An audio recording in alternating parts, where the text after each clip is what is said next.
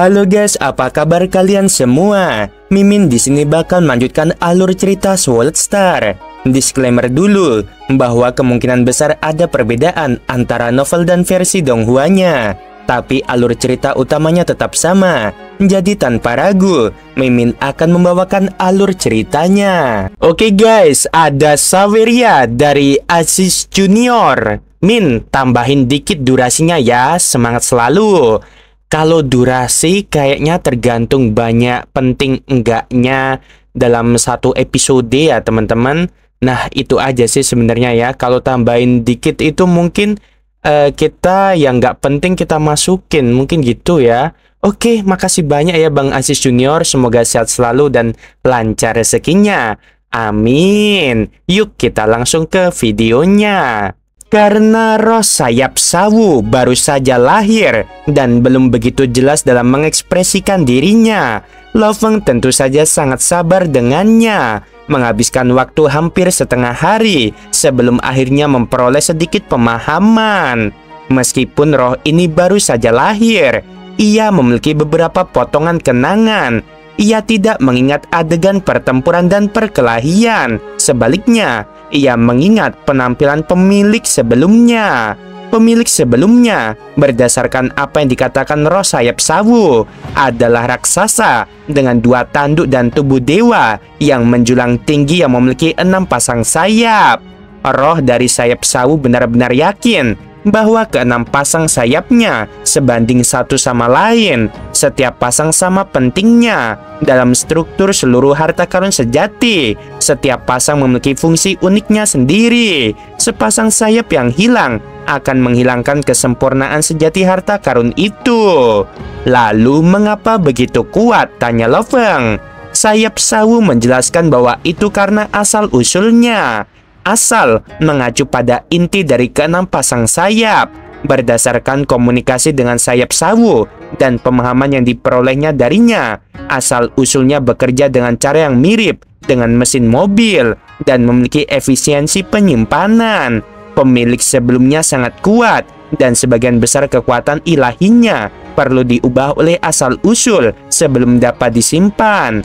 Itulah pentingnya keberadaan asal-usul. Dan itulah sebabnya sepasang sayap ini begitu kuat. Aku harus mendapatkannya. Tapi bagaimana caranya? Tanya Lo Feng.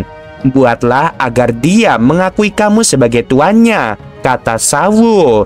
Bagaimana caranya agar dia mengakui aku sebagai tuannya? Lo Feng terus mendesak untuk mendapatkan jawaban. Ketika seorang tuan menanamkan kekuatan ilahinya pada sayap, saat jejak kehidupan terbentuk, sayap akan mengenali tuannya, kata Sawu. Lalu dengan cemas menambahkan, tetapi tuan, aku adalah roh yang baru lahir, dan sepasang sayap itu juga memiliki roh. Menjelang akhir, saat fusi selesai, kita berdua harus saling menyerang dan bertarung sampai mati. Yang satu akan menelan yang lain, hingga akhirnya hanya tersisa satu roh. Tuan, kamu harus membantuku. Hanya kamu yang dapat membantu, maka aku akan dapat melahapnya.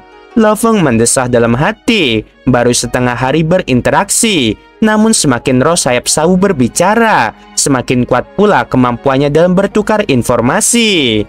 Baiklah, aku akan membantumu. Lo Feng mengangguk. Sawu telah bersamanya sejak ia lahir. Di sisi lain, roh sepasang sayap putih itu menyimpan niat buruk.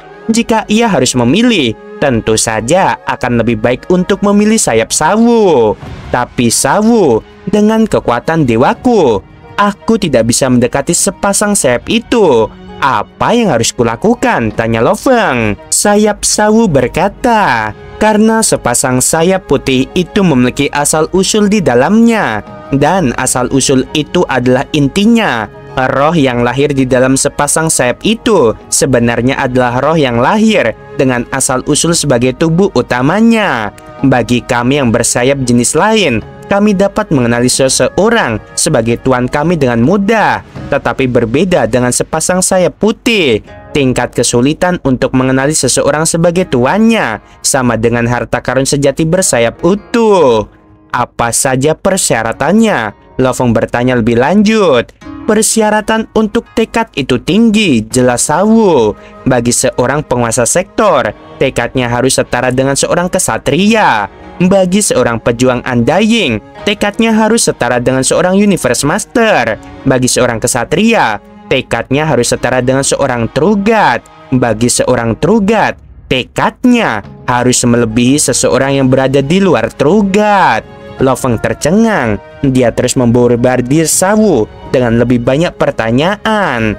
Di luar true god, apakah itu benar-benar ada? Ya, samar-samar aku mengingatnya dari potongan ingatanku, kata Sawu. Ada eksistensi yang jauh lebih kuat daripada true god di alam semesta yang diketahui tuanku dulu. Tuanku sebelumnya adalah salah satunya. Lo Feng menarik napas dalam-dalam.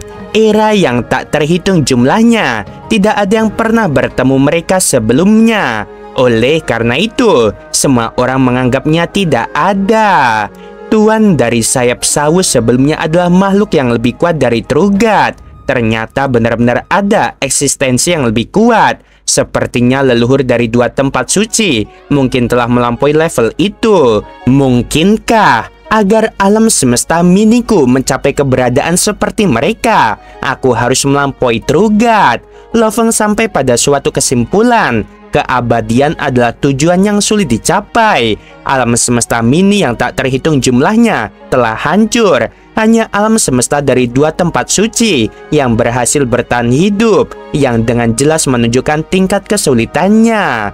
Sepertinya ini telah mengungkapkan beberapa rahasia samudera semesta, pikir Lo Feng. Lo Feng memendam semua pikiran ini dalam-dalam. Lagi pula, di samudera semesta yang luas, tempat para makhluk agung berkumpul dalam jumlah besar, dengan jumlah kekuatan yang dimilikinya, ia masih jauh dari memiliki pemahaman murni tentang rahasia-rahasia dari samudera semesta itu sendiri. Tuan, kamu adalah seorang kesatria, jadi tekadmu harus setara dengan seorang true god, kata Sawu. Aku tidak begitu yakin tentang harta karun sejati yang sangat kuat lainnya, tetapi aku tahu bahwa itu berlaku untuk sepasang sayap putih itu. Bagaimana jika aku tidak bisa mencapai tingkat tekad itu, desak Lo Feng. Kalau begitu, kamu tidak akan pernah berhasil, jawab Sawu tanpa ragu. Paling-paling, kau gagal membuatnya mengakuimu sebagai tuannya. Hidupmu tidak akan terancam bahaya apapun. Lo Feng menceritakan kepada Sawu setiap detail tentang percakapan sebelumnya dengan sepasang sayap putih itu. Dia berbohong padamu, Tuan, ia berbohong padamu, Sawu berkata cepat. Kekuatan tekadmu saat ini sama sekali tidak cukup. Itu akan terlalu berbahaya. Sangat mungkin ia ingin menghabisimu. Hanya satu sinar dari sayapnya saja bisa memusnahkan dirimu. Aku sudah tahu itu, Sawu. Katakan padaku, apa yang harus kulakukan untuk mendapatkannya? Ketika tekad Tuan telah mencapai tingkat yang tepat, ada dua cara. Salah satunya adalah dengan menanamkan kekuatan ilahimu pada sepasang sayap itu. Setelah tercetak, kekuatan ilahimu secara alami akan menyebar ke setiap inci sayap. Cara lainnya adalah dengan meminta sepasang sayap putih untuk menyerahkan asal-usul intinya. Setelah asal-usulnya didapatkan, Tuan dapat menanamkan kekuatan ilahinya ke asal-usulnya. Maka ia harus mengakuimu sebagai tuannya. Lo Feng mengangguk. Tuan, kamu harus menunggu. Jika sepasang sayap putih itu mulai panik, maka mungkin ada peluang. Asallah tekadmu hingga mencapai ambang batas, kemudian kamu dapat memperoleh sumbernya untuk membuatnya mengakuimu sebagai tuannya. Lo Feng mengangguk. Seiring berjalannya waktu, semangat Sawu tumbuh dengan cepat dan dalam jangkauan yang terlihat. Tingkat kecerdasannya tidak tinggi, tetapi kecepatan operasionalnya sangat tinggi. Jadi ketika menyangkut penyebaran informasi, secara alami ia menjadi lebih jelas dan lebih jernih. Sawu menata ulang potongan-potongan ingatannya, lalu menggabungkannya dengan berbagai materi yang dikumpulkan dari samudera semesta untuk menghasilkan sejumlah besar deduksi. 3 tahun berikutnya berlalu. Akhirnya, sepasang sayap putih mengirimkan gelombang komunikasi pada Lo Feng. Apakah kamu sengaja mengulur waktu? Kata roh sayap putih. Kau tahu bahwa aku ingin memulihkan diri. Kau memiliki kehidupan yang tak terbatas. Kau telah mengetahui bahwa tempat ini adalah tempat yang baik untuk mengasah tekadmu. Dan tempat ini sulit ditemukan. Jadi kau tidak terburu-buru. Benar, jawab Lo Feng. Kamu sangat jujur. Tetapi kamu tidak mau mengeluarkan satupun harta karun sejati, kata roh sayap putih. Itu sangat-sangat mengecewakan. Aku tidak mau mengambil risiko, kata Lo Feng. Jika aku gagal, bukankah aku akan kehilangan harta karun sejati yang paling berharga? Harta karun sejati yang paling berharga sangat penting bagiku. Tak lama kemudian, roh sayap putih itu pun mundur. Lo Feng memejamkan mata dan terus melatih tekadnya. Ia sama sekali tidak terburu-buru. Dalam sekejap mata, 3 tahun berlalu, gelombang komunikasi datang lagi. Baiklah, aku mengaku kalah. Roh sayap putih itu mengakui. Jangan khawatir, kata Lo Feng. Selama kau mengakui aku sebagai tuanmu, aku pasti akan menemukan cara untuk memulihkanmu dan membuat kekuatanmu tumbuh pesat. Kau adalah kartu andalanku. Sayap putih itu berkata, sekarang aku akan melepaskan komponen inti. Raihlah dan tanamkan kekuatan dewamu. Setelah itu, aku harus mengakuimu sebagai tuanku. Kuharap kau tidak mengecewakanku. Setitik cahaya terang keluar dari tepi sepasang sayap putih. Tepat pada saat berikutnya, sinar-sinar bilah yang terkumpul rapat itu terlontar ke arah acak karena dampak tabrakan. Jauh di sana, di tengah badai pedang yang tak berujung, titik cahaya itu terbang sembarangan. Sawu, apakah itu asal muasalnya? Lo Feng bertanya dengan cepat. Tidak, Tuan, kata Sawu. Asalnya adalah sumber cahaya itu. Jika terbang keluar, maka sinar-sinar pedang yang tak terhitung jumlahnya akan mengikutinya saat terbang. Itu adalah inti sebenarnya dari sinar-sinar yang tak berujung itu.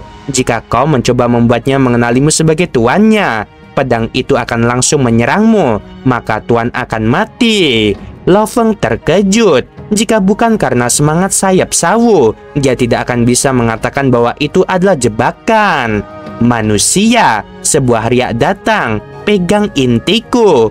Ambillah dan aku akan memberitahumu cara agar aku mengenalimu dan menyegel kekuatan dewamu di dalamnya. Lo Feng mengeluarkan tubuh dewanya dan dia meraih titik cahaya itu. Itu adalah manik putih yang aneh. Aku sudah meraihnya dengan kekuatan dewaku, tetapi aku tidak bisa menyegel jejak kehidupanku padanya. Jangan terburu-buru, kata Siria. Semakin kuat harta karun sejati, semakin rumit prosesnya. Ambil intinya dan masukkan ke dalam tubuh dewamu. Lo Feng tidak dapat menahan tawa dalam hatinya. Jika dia meletakkan komponen itu di dalam menara bintang, cahayanya akan langsung padam. Menara bintang mundur selangkah. Makhluk hitam terbang keluar dari menara bintang dan naik ke langit. Itu adalah tubuh Musa. Aku datang ke sini dan membuatmu mengakui aku sebagai tuanmu. Tubuh Musa terbang menuju manik itu. Ruang di sekitar sayap putih itu sunyi dan tubuh Musa dapat berada di ruang itu. Apakah kau membiarkan budak jiwamu melakukannya di luar? Sayap putih terkejut karena tidak bisa menghabisi Lo Feng di luar. Mengapa tidak? Tanya Lo Feng. Tubuh Musa mencoba dan tidak terjadi apa-apa. Hanya mereka yang dapat memenuhi persyaratan yang dapat berhasil, kata roh itu. Budak jiwamu tidak akan mampu melakukannya. Mengapa kau tidak mengatakannya sebelumnya? Tanya Lo Feng. Bahkan jika itu adalah harta karun sejati yang kuat, itu tidak akan memberikan reaksi apapun. Namun, tidak ada yang terjadi ketika budak jiwaku mencobanya tadi. Aku dapat mengatakan dengan pasti bahwa itu adalah inti palsu. Berikan padaku yang asli. Pria itu tetap diam untuk beberapa saat. Manusia sialan, bagaimana kau bisa tahu? Akhirnya kau berhenti berpura-pura. Lo Feng mengejek. Kamu tidak sepintar yang kau kira. Kamu mulai menjebakku saat pertama kali aku berbicara denganmu. Kamu mulai dengan ingatanmu yang rusak dan pertempuran itu.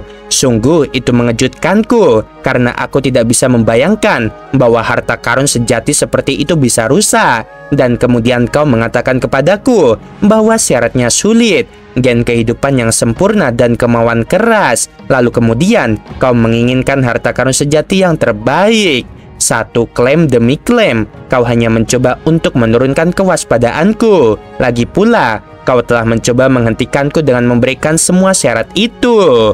Lo Feng menyeringai dan melanjutkan, banyak makhluk hebat yang tidak cukup tajam. Mereka mungkin ragu jika mereka bisa dengan mudah mendapatkan barang berharga. Namun, jika persyaratannya tinggi, mereka akan senang mengetahui bahwa mereka memenuhi kriteria. Maka mereka tidak akan curiga lagi. Kau bilang kau butuh bantuanku untuk mendapatkan bahan untuk memperbaiki dirimu. Dan kemudian kau terus mengatakan betapa kerasnya kondisi itu dan bahwa aku perlu mengasah tekadku. Kedua pernyataan ini benar-benar bertentangan satu sama lain. Lo Feng menyeringai, kau juga tahu bahwa aku memiliki harta karun sejati yang tertinggi. Jika aku benar-benar bisa mendapatkan harta karun sejati yang tertinggi, apakah kau benar-benar berpikir aku adalah seorang Universe Master dengan tingkat gen kehidupan 100 kali lipat? Itu kontradiktif. Kau mencoba menjebakku. Kau pikir jika aku bersemangat untuk memenuhi semua persyaratan, aku tidak akan menyadarinya. Namun, dari sudut pandanganmu, narasimu penuh dengan masalah. Tiba-tiba, 4 sayap menjulur dari 4 portal menara bintang, dan sayap-sayap itu mulai membesar dari seukuran bintik menjadi lebih besar dari bintang, seolah-olah menara bintang telah menumbuhkan 4 sayap. Di dalam tempat misterius ini, sayap putih raksasa mulai bergetar. Begitu pula bila cahaya, seolah-olah gedung pencakar langit yang menjulang tinggi dapat runtuh. Tidak mungkin sayap putih itu ketakutan. Sayapmu juga punya roh. Bagaimana mungkin? Energi-energi itu milikku, kata roh sayap putih. Kita adalah satu. Mereka milikmu dan milikku, kata sawu. Meskipun kau terluka lebih parah, aku juga. Aku butuh energi untuk pulih. Jangan khawatir, aku tidak akan mengambil semuanya. Sayap sawu terus menghisap cahaya. Satu mencoba mengendalikannya, yang satunya lagi mencoba menyerapnya. Namun cahaya yang ada terlalu banyak untuk dikendalikan oleh roh sayap putih. Ini sangat memuaskan. Sawu sangat gembira. Tuan, ingatanku yang rusak kini telah pulih kembali. Aku masih ingat betapa mengerikannya pertarungan itu. Harta karun sejati bersayap itu hancur total. Sayap putih yang ada di atas rusak. 5 pasang sayap lainnya rusak di bagian dalam. Setelah sekian lama, permukaannya masih utuh, tetapi bagian dalamnya rusak parah. Aku butuh energi untuk pulih. Tuan, kamu tidak punya cukup kekuatan dewa untuk menghidupkanku kembali. Cahaya dari sumber cahaya telah diubah dari mantan tuanku, dan itulah yang dapat memperbaikiku. Sayap sawu terus menggembung. Ia terus membesar dan menyerap lebih banyak cahaya, membuat sayap sawu semakin kuat. Tunggu sebentar, sepasang sayap putih itu berteriak dengan panik. Di sisi lain, sawu mendesak Lo Feng untuk melanjutkan. Semakin lengkap sayap sawu, semakin mudah untuk menjadi lebih besar. Semakin besar ukurannya, semakin banyak sinar bilah yang dapat diserap dalam periode yang sama. Tuan, selama bertahun-tahun, banyak sekali komponen dalam diriku yang rusak. Sekarang 10% telah pulih. Sawu tampaknya sangat gembira. Lo Feng diam-diam terkejut. Persyaratan untuk mendapatkan harta karun sejati tingkat ini memang ketat. Untungnya, dia memiliki asal-usul itu. Jika dia hanya bergantung pada dirinya sendiri, setidaknya dalam waktu singkat, kekuatan ilahinya tidak akan pernah cukup. Sayap putih awalnya menentang, tetapi kini telah melepaskan segala pengendalian diri dan mulai berteriak dan mengumpat. Dua roh saling memancarkan riak. Keduanya cerdas, tetapi mereka tidak dianggap sebagai makhluk hidup. Misalnya, mereka tidak dapat pergi ke medan perang dan semacamnya. Mereka berdua adalah roh yang lahir dari komponen yang berbeda dari harta karun sejati yang agung. jika suatu hari nanti sayap sawu dan sayap putih harus menyatu, maka dari kedua roh ini hanya satu yang ditakdirkan untuk bertahan hidup. Dari keduanya, satu akan menghadapi kehancuran. Inilah alasan mengapa roh sayap sawu dan sayap putih mengerahkan seluruh kekuatannya. Sawu memikirkan cara untuk membantu Lo Feng menaklukkan sayap putih. Di sisi lain, sayap putih telah menemukan banyak kekurangan Lo Feng sejak awal. Jadi, yang dia inginkan hanyalah mengirim Lo Feng menemui ajalnya. Kemudian, dia dapat melahap berbagai harta karun sejatinya untuk membantu pemulihan dirinya. Dalam waktu singkat, Sawu akan memberitahu Lo Feng tentang kemajuan pemulihannya dengan penuh kegembiraan. Dalam sekejap mata, hampir 30 jam telah berlalu. Sawu tiba-tiba menyampaikan sebuah berita. "Tuan, aku telah menyelesaikan proses pemulihan diri." Lo Feng sempat terkejut sesaat, tetapi segera menjadi gembira. Setelah 1,5 hari, setelah menghabiskan 1,5 hari menyerap sinar-sinar pedang tingkat tinggi itu, di mana setiap sinar pedang memiliki kekuatan serangan yang lebih kuat dari Trugat manapun, kedua pasang sayap itu akhirnya dapat dipulihkan sepenuhnya. Karena aku hanya memiliki 2 pasang dari 6 pasang sayap, Tuan paling banyak hanya dapat melakukan 2 jenis teknik. Tentu saja, kedua pasang sayap ini telah mencapai kondisi puncak. Jadi meskipun seseorang memiliki 6 pasang sayap lengkap, tetapi hanya mampu mengaktifkan bentuk sayap pertama dan kedua, itu tidak akan ada bedanya dengan apa yang Tuan mampu lakukan dengan 2 pasang sayapmu. Lo Feng terkejut. "Sawu, maksudmu aku hanya bisa mengaktifkan 2 teknik saja? Hanya saja level kekuatannya akan meningkat pesat." "Tuan, itu benar sekali. Sebelumnya aku terluka parah. Jadi bahkan ketika kekuatan dewa mengaktifkan ukiran rahasia yang mengalir melewati setiap bagian tubuhku, hasil yang diperoleh hanya setengah dari usaha yang dikeluarkan. Karena aku hanya bisa menggunakan sebagian kecil kekuatanku. Dan sekarang aku mampu melepaskan kekuatanku hingga mencapai potensi penuhnya." Lo Feng langsung mengerti saat mendengar apa yang dikatakan Sawu. Itu seperti mesin. Kinerja mesin yang sudah usang mungkin hanya tersisa 10 hingga 20%. Sedangkan pada puncaknya, kinerjanya selalu yang terbaik. "Apakah kamu masih menelan sinar pedang itu?" tanya Lo Feng. "Aku tidak mampu lagi," kata Sawu tanpa daya. "Dulu saat masih ada beberapa bagian tubuhku yang rusak, aku akan menelan sinar-sinar bilah itu. Setelah menelannya, sinar-sinar itu akan otomatis diserap dan digunakan untuk mengembalikan bentuk asliku. Sekarang setelah aku pulih sepenuhnya, bahkan jika aku mampu menelannya, tidak mungkin aku bisa menggunakannya. Jadi sinar-sinar itu akan terbang keluar dari dalam tubuhku. Sayang sekali sebelumnya Tuan tidak dapat mengeluarkan sepasang sayap putih untuk memanggil asal-usul. Jika asal-usul itu keluar sendiri, Tuan akan dapat menjebaknya di dalam menara bintang. Tanpa asal-usul itu, sepasang sayap putih itu tidak akan dapat melakukan perlawanan apapun, dan Tuan akan dapat menahannya di dalam menara bintang. Dan kemudian, Tuan dapat perlahan-lahan mengasah dan membangun tekadnya. Apa yang harus kita lakukan? Lo Feng merasa frustasi. Tidak ada yang bisa kita lakukan. Kita hanya bisa meninggalkannya di sini, kata Sawu. Dengan asal-usulnya di sini, tidak ada yang bisa menggerakkan sepasang sayap putih itu. Situasinya akan seperti menara bintang dulu ketika tidak ada yang bisa menggerakkannya. Lo Feng mengangguk. Dia telah menggunakan menara bintang untuk menabrak sepasang sayap putih. Tetapi bahkan itu tidak menyebabkan sepasang sayap putih itu bergerak sama sekali. Baiklah, kurasa kita hanya bisa melakukan itu. Untuk saat ini, kita tinggalkan saja di situ. Lo Feng mengangguk. Namun, aku tidak akan terburu-buru untuk pergi. Lo Feng berada di dalam menara bintang, tersenyum menatap sepasang sayap putih yang tidak terlalu jauh. Kekuatan tekad yang tak berujung dan menindas masih menyerangnya. Tidak pernah berhenti bahkan sedetik pun. Tanah suci untuk mengasah tekadku ini lebih dari yang pernah kuinginkan. Meskipun ada tempat seperti itu di samudera semesta, untuk bisa mencapai tempat-tempat itu, jalannya akan penuh dengan bahaya. Di dalam ruang yang sunyi ini, sayap putih dan menara bintang saling berhadapan di kejauhan. Jarak di antara mereka perlahan-lahan menyempit.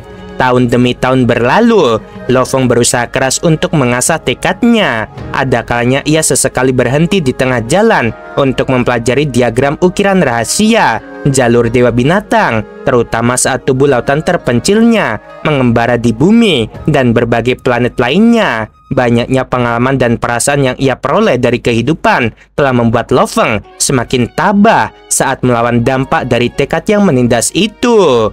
Dalam sekejap mata, 1200 tahun telah berlalu. Sepasang sayap putih dan menara bintang yang telah maju perlahan-lahan ke arah satu sama lain akhirnya bertemu untuk pertama kalinya. Menara bintang menempel pada sayap putih seperti debu halus. Lo Feng yang sedang duduk bersila membuka matanya saat ia melihat noda darah yang berada tepat di luar menara bintang. Lalu dia berkata, akhirnya berhasil menyentuhnya. Tak disangka, hanya tekad dan aura noda darah saja bisa begitu mengerikan. Oke guys, sampai sini dulu. Sebelum video berakhir, Mimin mau bilang sungguh membagongkan. Terima kasih.